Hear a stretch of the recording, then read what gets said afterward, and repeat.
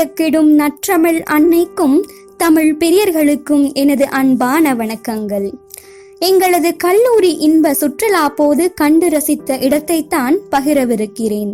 வாருங்கள், எங்களது சுற்றுலாவை மாயக்கண் வழியே காண்போம்.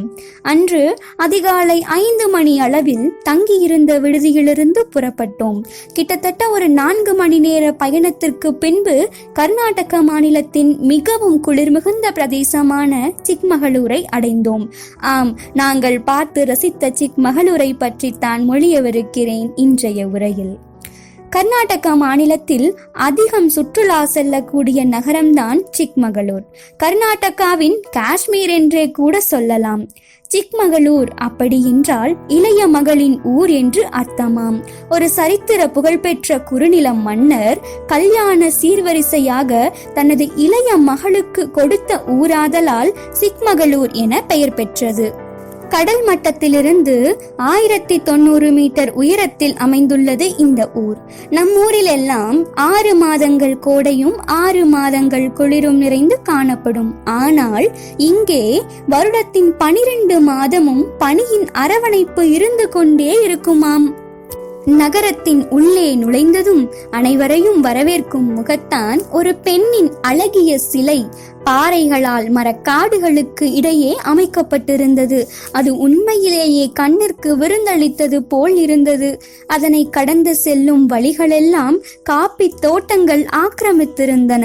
மெல்லிய காற்றில் காப்பியின் வாசனை எங்களை சிறையிட்டிருந்தது. நாங்கள் பயணித்த ஊர்தியை துரத்தி வந்தன பனிக்கூட்டங்கள். பனியின் பிடியில் சிக்காமல் நாங்களும் வேகமாக ஓடினோம். உண்மையிலே ஏதோ ஒரு சொர்க்கலோகத்தில் ஓடிவிடுத்து விளையாடினார் போல ஒரு உணர்வு இருந்தது. ஒரு இடத்தில் வண்டி நிற்க அனைவரும் இறங்கி நடக்க ஆரம்பித்தோம். காற்றின் வேகத்தில் ஒருவரை ஒருவர் தாங்கி தோழமை சங்கிலியால் படிக்கட்டுகளை எண்ண துவங்கினோம். இடையிடையே வந்த பூச்சிகள் புழுக்களை கண்டு கத்திய ஓசைகள் இன்னும் என் காதுகளில் ஒலித்து கொண்டிருக்கிறது. ஒரு வழியாக மலையின் உச்சியை அடைய அங்கே இருந்த பூசாரியில்லா கோவிலில் சிவபெருமானை வணங்கியபடி இயற்கையை ரசித்தோம். அவ்விடம் இருந்த குளிரை வர்ணிக்க வேண்டுமானால் என் கைவிரல்கள் உறைந்து அலைபேசியை கூட இயக்க முடியாத நிலை ஏற்பட்டது.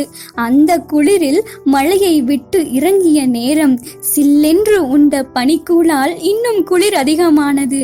பனிக்கு போட்டியாக வாயிலிருந்து வெளியேறிய வெண்மை புகை நகைச்சுவை நேரமாக அமைந்தது. அடுத்ததாக மதிய உணவிற்கு பிறகு பயணித்த ஒரு இடம். கீழிறங்கும் படிக்கட்டுகள் கூட தெரியாத அளவுக்கு பனிக்கூட்டங்கள். மெல்ல மெல்ல இறங்கிய குகையில் ஆச்சரியங்கள் நிறைந்திருந்தது. சிவபெருமான் கோவில் ஒரு புறமும் இஸ்லாமியர்களின் மசூதி ஒரு புறமுமாய் ஒருங்கே ஒரு குகையில் இருந்த அமைதி காண கிடைக்காதது. சிறப்பு என்னவென்றால் குகையில் தொட்ட இடமெல்லாம் சந்தனம். என்னே இயற்கையின் அழகு! விட்டு வர மனமில்லாமல் நகரை விட்டு இறங்கினோம். நாங்கள் பார்த்து ரசித்த சிக்மகளூர் உங்களுக்கும் பிடித்திருக்கும் என்று நம்பி நல்லதொரு வாய்ப்பிற்கு நன்றி பாராட்டி விடைபெறுகிறேன். நன்றி, வணக்கம். இந்த வீடியோ பற்றிய கருத்துக்களை கமெண்ட் பண்ணுங்க. சேனலை மறக்காம சப்ஸ்கிரைப் பண்ணுங்க.